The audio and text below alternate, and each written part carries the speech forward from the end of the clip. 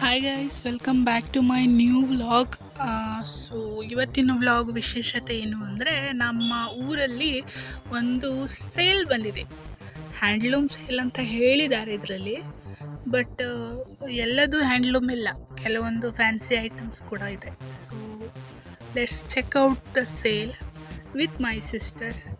So ತುಂಬ ದಿನದ ಮೇಲೆ ನನ್ನ ತಂಗಿ 4 ದಿನಗಳ ರಜೆಯನ್ನು ತೆಗೆದುಕೊಂಡು ಶಿರಸಿಯ ಈ ಸೇಲನ್ನು ನೋಡೋಕೆ ಬಂದಿದ್ದಾಳೆ.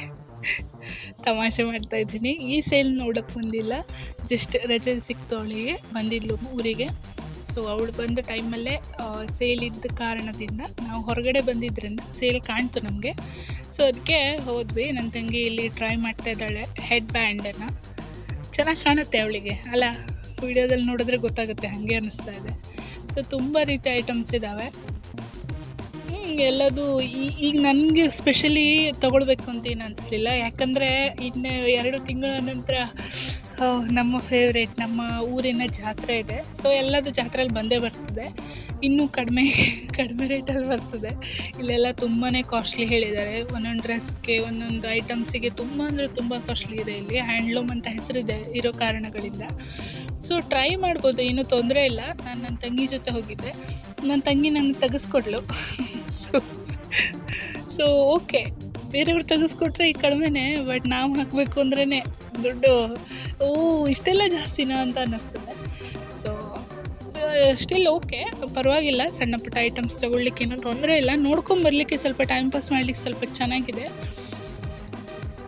ಹಾನೆಸ್ಟ್ ರಿವ್ಯೂ ನಂದು. ನಾನು ಏನಾದರೂ ಶುಗರ್ ಕೋಟಿಂಗ್ ಮಾಡಿ ಹೇಳಲಿಕ್ಕೆ ಬರೋದಿಲ್ಲ ನನಗೆ. Honest review.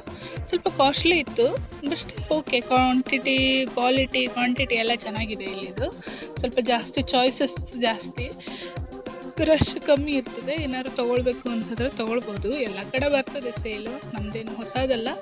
ಬಟ್ ಸ್ಟಿಲ್ ಇದು ಏನು ಸ್ಪೆಷಲ್ ಅಂದರೆ, ಮಾರಿಕಾಂಬಾ ಜಾತ್ರೆ ಹೆಂಗೆ 2 ವರ್ಷಕ್ಕೊಂದು ಸಲ ಬರ್ತಿದೆಯೋ, ಈ ಸುರಭಿ ಹ್ಯಾಂಡ್ಲೂಮ್ ಸೇಲ್ ಕೂಡ 2 ವರ್ಷಕ್ಕೊಂದು ಸಲ ಬರ್ತದೆ. 2 ವರ್ಷದ ಹಿಂದೆ ನಮ್ಮ ಅಮ್ಮನ ಕರ್ಕೊಂಡು ಹೋಗಿದ್ದೆ ನಾನು ಇಲ್ಲಿಗೆ.